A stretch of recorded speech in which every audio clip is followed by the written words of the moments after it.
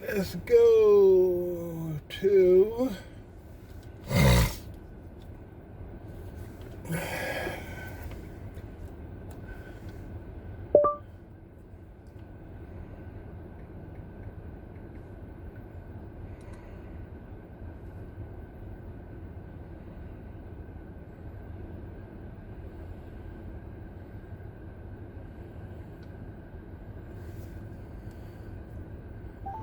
You have 3 new voice messages. New message. Hi there. This is a message marked for deletion. New message. Hi there. This is a message marked for deletion. New message. Hi there. This message marked for deletion. There are no more messages.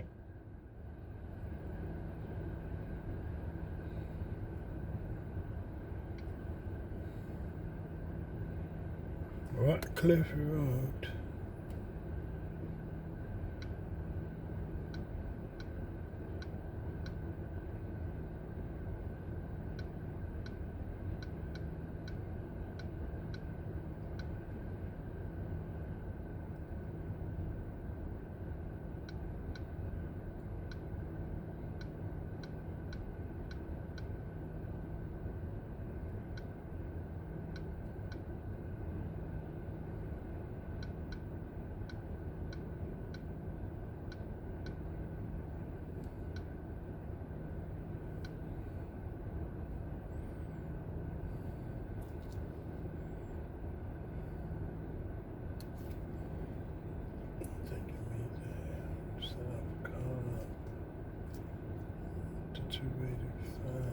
South.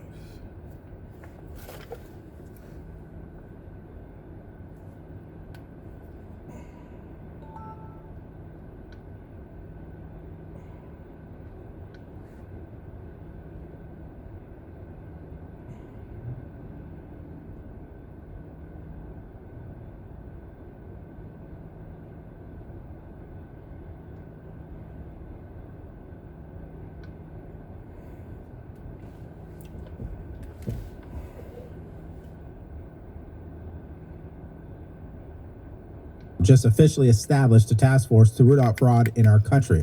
Secondly, John Cornyn and Greg Casar sparred in front of Austin Airport over TSA agents, and women athletes are still under attack in our country. Let's go to the vice president first. Here's what he had to say about fraud in our country and what he plans to do about it. Take a listen. Mr. Vice President, you announced a couple of weeks ago in the EEOB that the administration would be halting Medicaid payments to Minnesota until the state decided to take pervasive steps to root out fraud. Do you have an update to that specific situation? Do you think that that could be a model moving forward for the task force for states that won't cooperate?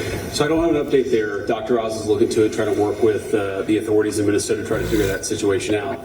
But yeah, I mean, I think there are 2 obvious tools that we have to stop the fraud that's happening against the American people. One is that when we see evidence of fraud, we stop the payments. Pretty simple, right? We know that the American people are being defrauded. Let's try to stop the payments and ensure that whoever's making these payments is actually complying with some basic due diligence and making sure the payments are going to the right place. I think the second tool, of course, is we have, as the president mentioned, is we have law enforcement options. We know that some of this fraud is just bad. Some of it's criminal. And the president's talked about this a lot in the past. I don't need to repeat it, but it's worth noting that so many times when we find people engaged in really, really bad conduct, you know, the local judge or the local grand jury tries to stop it. One of the cool things about what we're doing is we're trying to take some innovative steps to ensure that when we find criminal fraud, we can actually prosecute it all the way to the end. So it's official. The president has signed the executive order to establish this task force, which is being headed up by the fraud czar, Vice President J.D. Vance. Now, as the president said during this, executive order signing, that this ain't like Kamala Harris situation where she was appointed something, she didn't really do anything about it, and then try to walk her back after the fact. So many things that this White House can do to cut down on fraud, but they will face resistance, particularly in blue states. There's no doubt about that. No doubt about it. And we know what those states happen to be. I want to quickly go to this clip from the vice president, because although this isn't about fraud, this is about overall what's been happening, which is the conflict with Iran. The reporter point blank just asked him, hey, is there a difference of opinion between you and the president? Here's what the vice president had to say about that. Take a listen. Jeff, go ahead. First, Mr. Vice President, Democrats are already calling you the fraud czar. What's your reaction to that title? And then second, Good title. given I like your it. past skepticism of foreign adventurism, are you completely on board with the current war in Iran? So I like fraud czar. It's certainly what we're going to do. And look, we have to do it. As the president said, this is a problem that has festered in this country for far too long, and far too few people have actually wanted to do anything about it. That's what makes this administration different, is that we actually tackle the problems the American people have been confronting. So I'm very happy about it. And look, I think that I know what you're trying to do, Phil. You're trying to drive a wedge between members of the administration, between me and the president. What the president said consistently, going back to 2015, and I agreed with him, is that Iran should not have a nuclear weapon. We have taken this military action under the president's leadership. I think all of us, whether you're a Democrat or Republican, should pray for its success and pray for the safety of our troops. That's the approach that I've taken. Make it as successful as possible. So there's no hesitation, given your past statements, with the current operation? What do you mean there's no hesitation with my past statements? Given your skepticism of foreign adventurism, you were a critic of the global war on terror previously. Well, I think one big difference, Phil, is that we have a smart president, whereas in the past we've had dumb presidents. And I trust President Trump to get the job done, to do a good job for the American people, and to make sure that the mistakes of the past aren't repeated. Absolutely. And you know what? I agree with him. I think at the end of the day, the results are going to tell a story. I think there are plenty of different opinions in that administration. I think that some of the lessons have been learned based on the approach that we're seeing currently, whether that was with Venezuela or this. But again, we'll let the results do the talking, of course. But I just wanted to show that to you because I thought that was interesting. Obviously, because people think there is some problem between him and the president. Doesn't seem to be one, in my opinion. All right, one more clip about this fraud. This is Stephen Miller exposing Democrats for funneling billions of dollars to illegal aliens. Watch. But what we found since President Trump came into office is that the Democrats have set up a system to funnel hundreds of billions and ultimately trillions of dollars to migrants that are in our country, oftentimes from places like Somalia. So as an example, ICE recently asked a group of illegal immigrants that were in detention whether or not they were receiving Medicaid. Half of them raised their hands and volunteered that they were on Medicaid. Just volunteered that. These are the ones who are hiding it, right? They also asked illegal aliens how they pay their medical bills, and they said that if they don't have Medicaid, they go to hospitals, they get free care there, and they bill it to the taxpayers. So they aren't paying for any of their own health care in this country. It's just one example. And we've seen this over and over and over again. So under President Trump's leadership, and then of course with JD and the head of the FTC, Andrew Ferguson, we're going to see the first ever effort in American history to reclaim the ultimately trillions of dollars that were stolen from taxpayers. All right, let's pause for a minute so I could share this message with you guys from today's sponsor, Upside. Now, who doesn't want to earn a little extra cash on your everyday purchases? This is why my wife and I, we treat this as a game. We use the Upside app. So when I'm going to the gas station or I'm going to the grocery store or my favorite restaurant and I swipe that card and spend money, I scan the receipt using the app and I get cash back. Now understand something. The Upside app has partnered with over 100,000 different gas station, grocery stores, your favorite restaurants. So they're serious about this, so serious that they're paying out $1 million a week to their users. This is why I recommend you download the Upside app today. Put a little extra cash back in your pocket. All you have to do is click the link in the description below, scan the QR code on the screen, and make sure you use my promo code DARKEN so you get 25 cents back on your first tank of gas. Guys, that is the Upside app. Download it today. All right, let's go through my top 3 list on what is the root cause of fraud, waste, and abuse in our country. Number 1 is Congress. They're at the top of the list. They are the ones who are appropriating the money to begin with. Number 2, illegal immigration. That entire situation under the Biden administration amplified the level of fraud in our country. And number 3, whether it is the district attorneys or the actual judges, I'd say they are behind a lot of fraud, waste, and abuse because they refuse to hold people accountable who have been caught defrauding the federal government or our tax dollars, as an example. All right, let's go to our next story. John Cornyn and a Democrat got into a shouting match outside of Austin International Airport. Now, this comes as DHS is still shut down. Democrats refuse to fund TSA, FEMA, etc. And the pressure is just mounting at this point. I mean, I don't know how many more days they're going to continue to risk not only the safety, but the livelihood of these TSA agents. Now, let's go straight to the confrontation, and then we'll get to the letter from the CEOs from these major airlines and what they had to say to Congress. Watch this. And Senator Cornyn and the Republicans blocked it. So I'm kind of confused about why Senator Cornyn would be here having a press conference at the airport about funding TSA when it's him who has blocked the funding. Congressman, you know that's not true. Oh, no, the Democrats have blocked it to begin with No, the Rudy, no, DHS no, Rudy, ICE no. funding. That's what this is all Rudy, about. I'm ICE there. funding. I'm there in the building. Yeah. ICE funding, Democrats have voted against. Then the Democrats brought forward a bill to fund TSA, and the Republicans blocked it. That's the truth. There's only one truth. No matter what there's Donald Trump two wants truths to this, Congressman. No, there's one truth. One truth. The bill to fund TSA was rejected by the Republicans. Rudy is making a point, as the senator does, that there was a bill to push ICE funding forward without reforms and TSA in it. And we said, no, we're not going to pass this ICE funding until we get reforms. Let's just fund TSA. And Senator Cornyn and the Republicans said no. They could go tomorrow to Washington, D.C. right now, you could go straight to Washington, D.C. and join with me to fully fund TSA. Senator Cornyn should put his money where his mouth is. Hey, Senator. All right, let's just pause it right there. We will get to this little confrontation, but first, Representative Greg Casar, all right? This guy is a complete joke. I mean, I'm telling you, this is their new strategy. Let's just fund TSA only, and that's it. Wait a minute. What about FEMA and all these other agencies under DHS? Again, if you're going to fund TSA, just fund the whole thing. And we already know the strategy that they're using is unethical. One can argue it's immoral. One could argue it's actually toxic to the actual system here of our political landscape as far as how bills should be passed and appropriated, all this stuff. I mean, we can say that until we're blue in the face. But the bottom line is they made up their mind. They refused to do anything about DHS. But now they're willing to fund TSA all of a sudden because the backlash is real. Remember, it was just 2 weeks ago. They didn't want to hear anything about TSA. All right, let's go to the confrontation. John Cornyn and Greg Casar. Watch. Why don't you tell your Democrats to vote to pay these? Let's do it. Let's do it. No, why don't you do it. Why don't I voted for it time and time again. Let's talk for a second, Senator. No, there's a bipartisan bill to fund just the TSA. Can we do that together?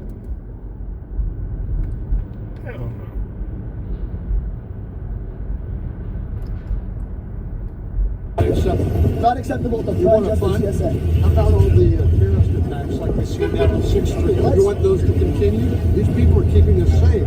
Tell the Democrats to vote for funding the DHS. Let's talk about each one. Would you fund the TSA with me? Sounds like instead of bringing people burgers, he should bring them their paychecks, which involves funding TSA. He's refused to fund TSA, so he's bringing them burgers.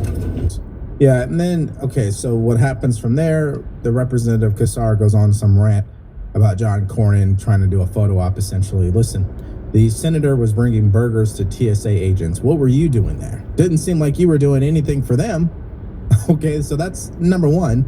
And number two, you guys shouldn't even be at the airport because the TSA agents should have been funded already. In fact, when it was a partial government shutdown, that should have been your initial proposal. Hey, listen, we will only fund TSA, FEMA, Coast Guard, etc. Let's go ahead and knock that out now.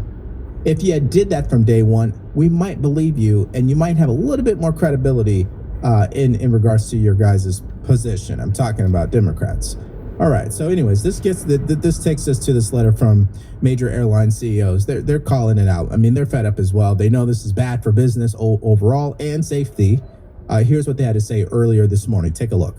Frustration is boiling over. The CEOs of major airline companies are now criticizing members of Congress for, as they say, once again making air travel a political football in another government shutdown. The heads of American, Delta, Southwest, JetBlue, Alaska, United Airlines, among others, are calling for lawmakers to come together to find a solution. In an open letter, they write, Americans who live in your districts and home states are tired of long lines at airports, travel delays, and flight cancellations caused by shutdown after shutdown.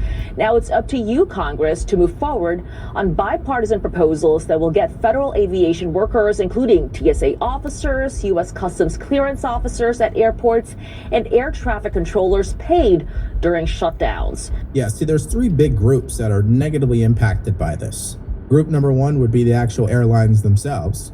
Group number two would be the TSA agents, employees. And three would be travelers. Everybody gets the short end of the stick here, okay? This is not good for anyone. But this is what Democrats love to do. It's on their record, 43-day government shutdown. So let's hear from travelers. We often want to play these clips because I think their voices have meaning and value. Here's CNN asking a few of them. Take a listen. I feel for the people behind me. They have been upset. We've seen folks crying, frustrated about how they're going to get on their trips, how to get home to their kids. You can understand all those frustrations. And at the same time, there have been people who are bringing food to TSA workers because they want to make sure they have some lunch to be able to eat. When I step out of the way here, you can see the line behind me. So far, 300 delayed flights, 127 canceled flights, and numerous people missing their flights. Some folks standing in line, you could actually see them waving their hands at some point because they realize they're not going to make it. On top of all the issues that we've talked about here, one of the things that's really frustrating passengers is there's a timer here that lets people know online how long the lines are going to be. That system seems to have malfunctioned. And so when you walk up here, it says a 6-minute wait time. Well, I can visually see that it's not going to be 6 minutes to get you through this line. So some folks are being impacted because they think they have time to get here and they're getting here too late. Now, according to Fox News, they are reporting that over 26,000 flights have been canceled or delayed because of two disasters. Number one, the severe weather that's occurring on the eastern coast or the eastern side of the country, combined with TSA staffing shortage, the shutdown, they're calling out, they're quitting, and long lines. So it's a big problem, and it's only going to get worse as the day goes on. Let's continue. Take a listen to a passenger that we talked to just a short time ago about this pinch. So what was your reaction when you turned the corner? Oh my God, are these the lines for TSA? That's crazy. This is insane. We had to wait like an hour to even check our bags, and it was like a 2-minute process. I could like punch through a wall right now. It's ridiculously frustrating then to know that, and it's not their fault because they're not getting paid and they're going to come in here. I wouldn't do it either. But just add to the layers of your frustration, add to the layers of you're just trying to buy your time back, have a little piece of vacation from the Matrix, and the Matrix still gets you. There's no doubt that it's a frustrating situation. I'd wish the members of Congress would have that same level of frustration and fight and energy that you're seeing from TSA agents and travelers. But it doesn't seem like to me that that's the way they feel based on their rhetoric, of course. And again, nobody wins in this particular situation. So let's go to transportation analyst here. She went on to CNN earlier today and told them exactly what they did not want to hear. Take a listen.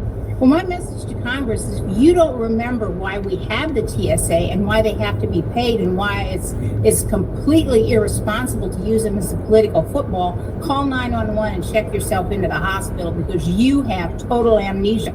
This is absolutely absurd, and we do this time and time again. And unlike, when when air traffic control was under the shutdown, or they went to work, they didn't get paid.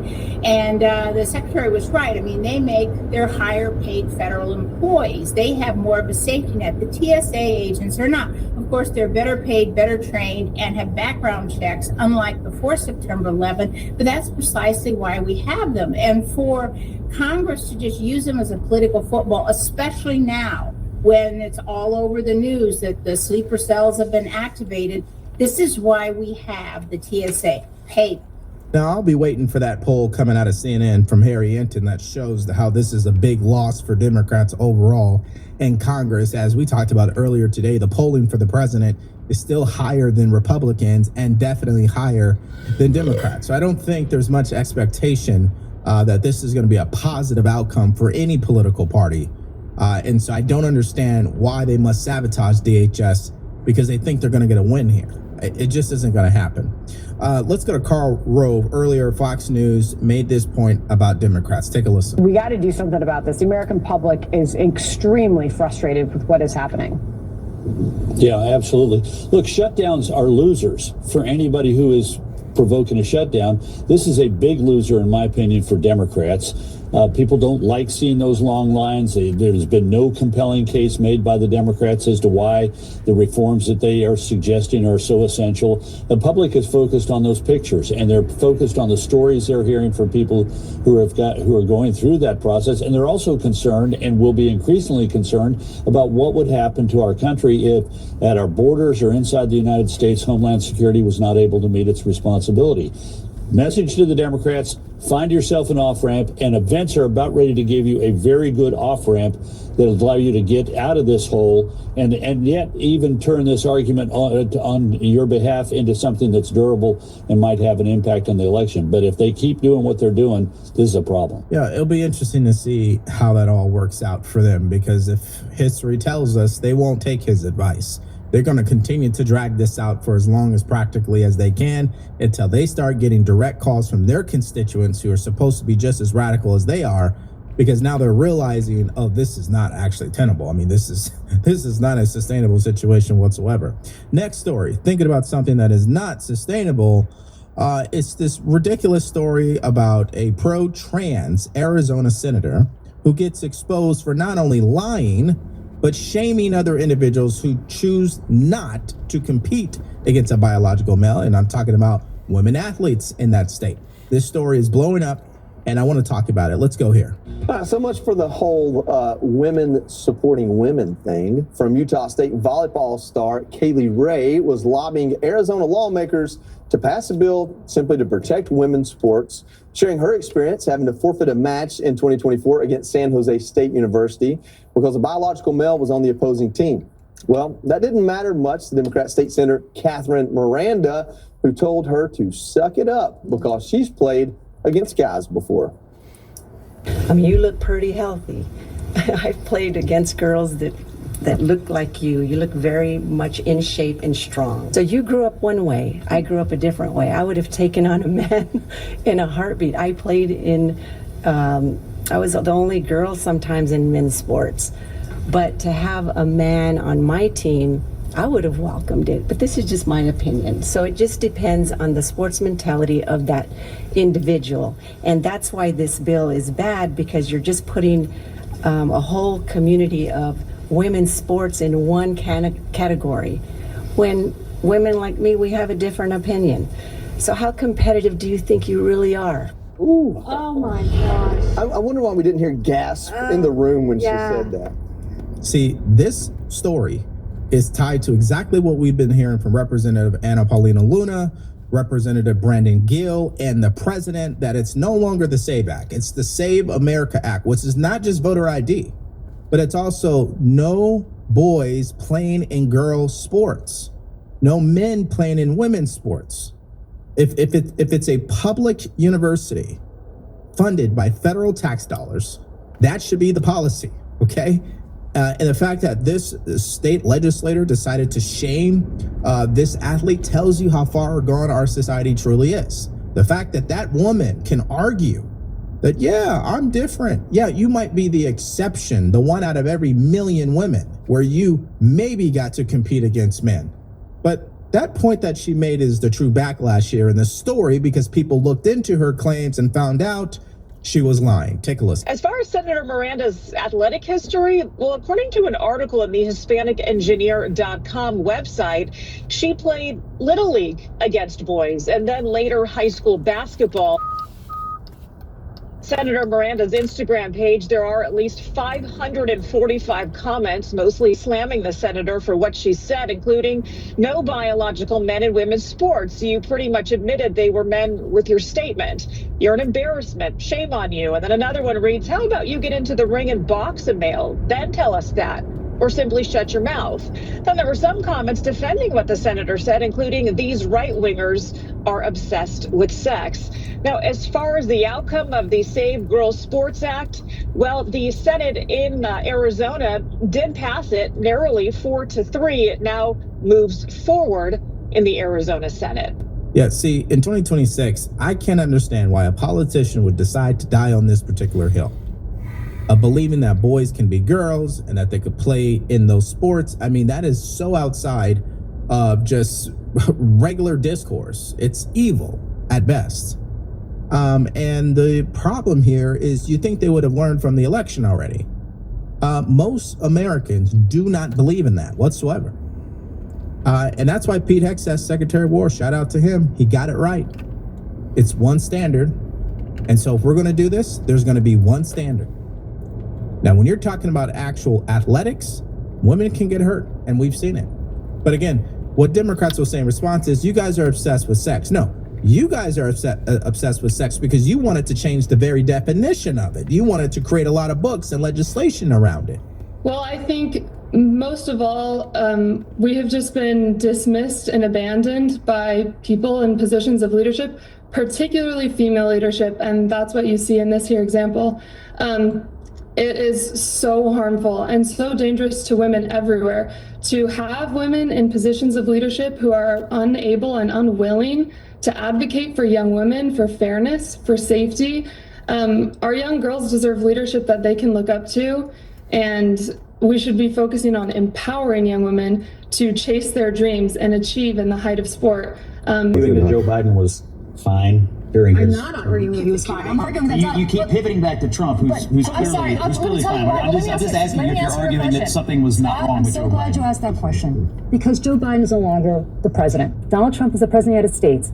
I would dearly love to see a cognitive test from him, because as somebody who's lived in the New York media market for the last 40 years, I can tell you that the Donald Trump that I knew in the 80s is not the Donald Trump that I hear today. So your answer to the cover-up is Trump. My answer is... Your answer to every question is Trump. My answer is... The cover-up is the story tonight. The president... That's the story. Yes, the cover-up is also the president of the United States, who happens to be Donald J. Trump today, is not... Yeah, you could laugh all you want. I am definitely laughing. You know why you're laughing? You are laughing. You're going to do, then I'm saying it's not okay as far as I'm concerned. Okay, well, we're going to take it off your side. All right. Okay. Okay. The reason that we're here is we got a call about someone firing shots at the mayor. Okay. So that's why there's so many of us coming out. Okay. Pretty interesting. I can't wait to get the y'all's body cam from you. Yes. Yeah. And you said Everton and Meyer. Sergeant Meyer. Well, there's no crimes being committed here. So look, we're not saying that you committed a crime. No, we're just saying that we've got to. I understand that. Right. Yeah. And I'm not an advocate to take people's guns. I'm not. But it's just an officer safety thing. As soon as we figure this out, if there's nothing wrong, I'm gonna give you your gun back. I'm cool with everybody having guns. I'm cool with everybody walking around with them. We're definitely pro-gun. I'm not here to take your gun. I'm not here to try to infringe on your are rights. doing a good job so far. I can't wait to see what this Tuck guy's bringing in now. Okay. So, at any point did you fire your weapon up in the air, sir? No. Okay. Why would we get a call that said that you had? Whenever I started my mower a minute ago, all my chickens was congregated underneath my van once again. So I dropped 2 shots in the ground to scare them all back to their coop. But it wasn't in the air. There was 2 shots fired, and it was in the ground. Okay. It clears them out fast. It's not the first time I've done it. I got you. I understand that completely. So at no point you fired the weapon up in the air? No. Okay. I would never fire a weapon up in the air. I just got finished with a training class this Saturday. Yeah. Yeah, what goes up comes back down. Yeah, you don't ever fire a weapon. I just fired them off into the ground. Alright, you got your ID with you, sir? I haven't committed any crime. Sir, we're out here for a call for service. We have to identify her. Why do we? Now I wish I had a camera. Your camera's on, sir? Okay, I can't tell if it is. Yours is? Okay. And you are Vincent, and you are Woodard? Yes, sir. Yeah. No, actually, I don't have an ID on me, but I'm not going to ID. I'm not giving you my name and date of birth because there's been no crime. I protect my Fourth Amendment. The Fourth Amendment at this point gets put aside when, okay. I'm not going to fight you. I'm not going to resist, but I'm not going to ID. Look, I've done no crime. Listen to me. But I'm just telling you. I'm glad Listen. We don't want to arrest you. Listen, okay, well, you don't want to ID me either because I ain't committed no crime. We have a right to ID you because we had a call for service out here. No, sir. You said that you fired shots off.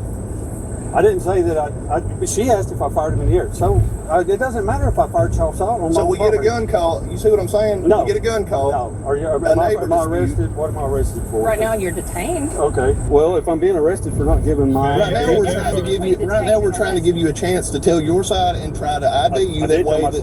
I'm not ID. You're not ID. That's what I'm not refusing to ID, but until you give me a lawful reason as to why I have to ID. Okay. Because we got a call for service. That call for service is not a lawful reason to ID, sir. It is. No date, because anybody could call and make anything up. If I hadn't shot those, fired those shots, and he called it up and lied to y'all, we still go get his ID too. So what if you're lying and shot it in the ground and instead of you shooting at them? Oh, is it? But that's burden of proof is on them. It's not burden of proof for me to prove I'm innocent, is it? That's why we're out. Well, I'm just making a statement. It's not. You got cameras on your eyeglasses too? No, I just saw the little circles, and I didn't know if it was Those are blenders. All right, well, no crime's been committed, so I don't know quite what to say. Let me explain like the reason for ID. I'm not really wanting to hear it. I'm really not. Are you going to arrest me for not for failure to ID? Yes. Because that's a secondary charge. You got to have a crime first, and I have not committed any crime. I've tried to explain to you why we have to ID, sir. I'm trying to explain to you why I'm protecting my Fourth Amendment right. And had I known that it was going to be this way, I would have went and got my phone camera so I could have recorded this. I'm free to go. Not right now, sir. Okay. What crime are you detaining me for? It's an investigation. Okay. Should we move off of my property because y'all are currently trespassing and I'm rescinding any? No, we're not. Again. Okay. I'm just rescinding any invite or any type of y'all are on here because of y'all and y'all's lawful orders, not because of being invited and not because this is casual. 10-4. I understand, sir. Look, we don't want to have to take you to jail. I don't want to go to jail. But if you're going to arrest me on something that is a secondary offense when you actually have no original crime, then that's just something I'm going to have to fight in court. Isn't that what you always say? No roadside court. Just do it after the fact, and if I have to sue the county, then I sue the county. No big deal. Well, we have to see who we're messing with. We have to run our IDs, see who you are, you say you are. Just because somebody give you a call to service doesn't mean I have to surrender my Fourth Amendment right. It does not. It's not it does not. Right. It's right now. This is an investigation. You can investigate if he has proof that shots fired. Matter of fact, you didn't even say shots fired at him. You said shots fired at him. You said, how in the world do we know since you said there were shots fired that you didn't shoot them at him? She didn't even say shot at him. She said shot in the air. Shot at him would come up on your part. You said that you shot in the ground. How do we know if you shot in the ground or shot up in the air? Because they called in and said you shot up in the air. How do we know if you shooting at them? Well, then they need proof, or else they're following false allegations. They're following. Are you going to let me answer? Either they are filing false allegations, or your investigation will prove otherwise. But until you have the proof, the burden of proof is not on me to prove that I didn't shoot in the air. Now I'm sitting here telling you I'm not a moron, so I didn't shoot in the air. Okay. We're not saying you're a moron, but no, anybody that does is though. We either need an ID or a name and date of birth. Yes, ma'am.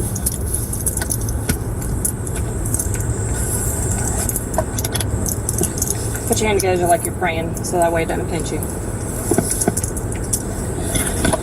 And what am I being arrested for? Right now, failure to identify. Okay, failure to identify, secondary offense. You need an original charge. Disorderly conduct. Okay. There's no disorderly conduct on private property. I didn't do anything.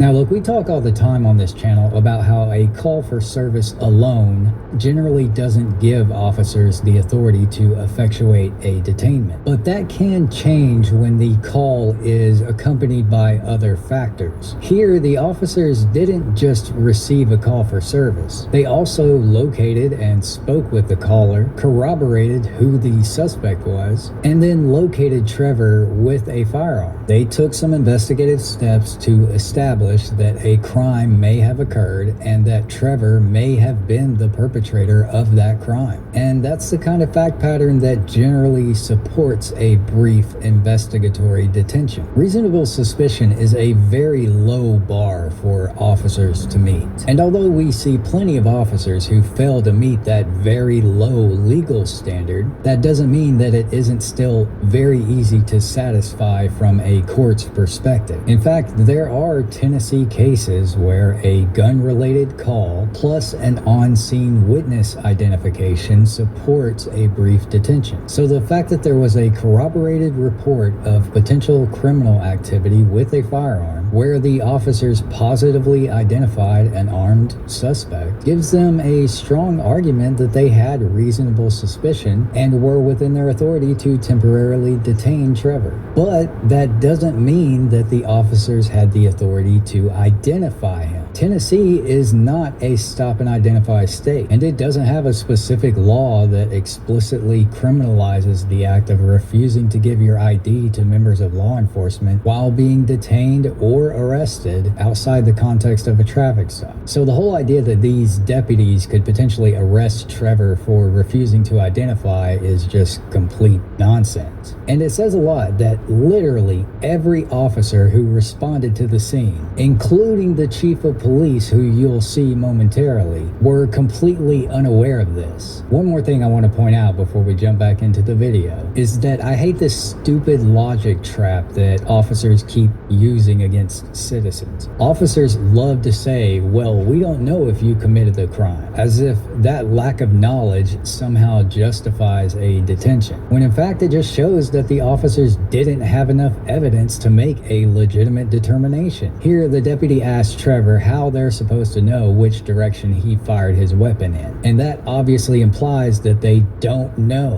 which means that they don't have any evidence of any criminal use of a firearm. I mean, how could they know if a crime was committed if they clearly don't know which direction the firearm was shot in? They're basically just trying to flip the burden of proof in real time to avoid having to carry out an actual investigation. And the fact that the entire police force on the scene is doing this is a testament to the state of the training infrastructure for policing in this country. Which one was the caller? Me. You was? Yes, sir. Okay, you care tell me what happened. This has been an ongoing dispute. I come down here and I tied a string and I drove one post. He walked out and stood and watched for about two minutes maybe while me and Julio was standing here talking, and he shot 3 rounds in the air. Now his little target's sitting right there between us and that van, and he's out here about every day when we're home. Only when we're home that I know of. He comes out here and shoots guns at, and back this way. I mean, we're just right over there. He don't even know where we're at. I really just need it documented so when it escalates, my wife's been telling me to do this for years, and I don't want to. Yeah, I mean, I get it. I'd rather just let it go because I don't want the headache. Well, the reason I'm asking is because he's just being confrontational and saying that we're violating his Fourth Amendment rights and he's not going to ID. And come out, he stood and stared for about a minute. Then he shot 3 rounds in the air and he hopped on his lawnmower and rode back here. I'd say he realized he screwed up when he shot in the air. Okay. I don't know that he did, but this is not over. Yeah. You know what you don't know. What do you mean you don't know that he did? What do you mean by that? I mean, in his eyes, he just thought he was, Oh, you're saying that you don't know that he... I've let it go for so daggone long. But now, to be honest, I don't know that he shot back here. I'd say he shot in the air, but still. All right. Well, let me talk to Chief and Right together. Yeah. You're being disorderly when you're not. No, I'm not. When you're not doing what we're asking. No, that's not disorderly. Disorderly. Can you even be blatantly disorderly, or do you have to have somebody? All right. Do you have anything else on you, sir? Yes, I got a magazine Okay. in this pocket right here. All right. Or I'm not giving you permission to take any of my You're belongings. in custody right now. Okay, I'm just letting you know. Incident to arrest. That's a false arrest. All right. All prerogative. No, it's law. Okay. You either follow the law or you don't. You're supposed to be here upholding your oath to the Constitution. You're right. Well, this is a Fourth Amendment oath violation. You don't have a crime. Some bullshit call and talk to you. I said, well, we don't know if he's shooting at them, shooting at the air. That's why we're out here for a call. he refuses to, or whenever I left, he was refusing to ID himself. He says he's not committed a crime. We're violating his Fourth Amendment. I took his weapon off of his side whenever I got here because it's a safety issue. call for service. It doesn't matter if you get called for service. Any loony can call you up and tell you to go All right, sir, come search on. somebody. Yeah. Mine's the first car up in here. He's even claimed that he's fired off rounds, but he claims he shot him in the ground. He claims that he fired him off in the air. There's another witness that Have a seat. I got it. I'll give you the firearm that come off this side. I just put it in my passenger floorboard, that way it was out of play.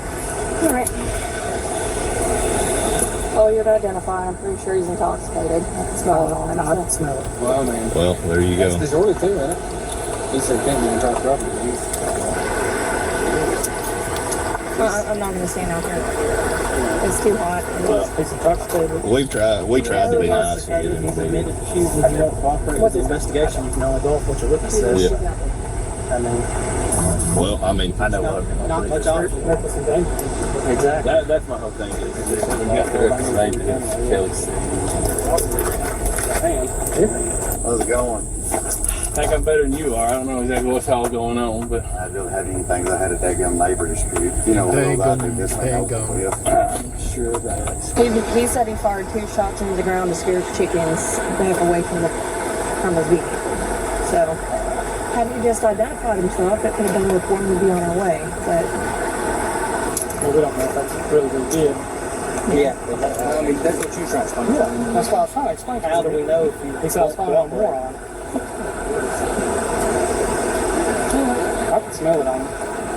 Coming out here and shooting air, me standing in my driveway is about all I can stand. So I probably should tolerate more, but I don't know. I think this is the worst thing I probably could have. But I'm tired of it. You know what I mean? I need it on record that. Well, unfortunately, if we don't start doing something, it's going to get worse. And I'm not saying that it won't. Yeah, exactly. But at least you've done your part, to try to prevent it going to the next step. Yeah, I don't believe it will. you just going to bring it down here for me? What's that? His gun. I'll give it to you. All right. After arresting Trevor and taking him to jail, the deputies eventually tracked down Julio, who mostly verified Kelly's story, but also admitted that he didn't actually see Trevor fire the gun and he only heard the shots. According to Macon County's public court records, Trevor was arrested for reckless endangerment involving a deadly weapon and obstruction, but both charges were dismissed a little over a month later on October 22nd, 2025. In the description section of his post, Trevor states that he was forced to pay a $2,500 bond on these charges, and it nearly cost him his career and severely disrupted his household finances. And it took him 2.5 months to get his firearm back. He goes on to state that because the deputies on the scene refused to take temporary custody of the keys to his family's only vehicle so that they could be given to his wife, his family was left stranded until he got out of jail. Trevor also said that when he decided to stand his ground, he was expecting the fallout to cost him somewhere between $250 and $500. But because his arrest financially punished his family more than it actually did him, he said he wouldn't have stood up for his rights if he had to do it all over again.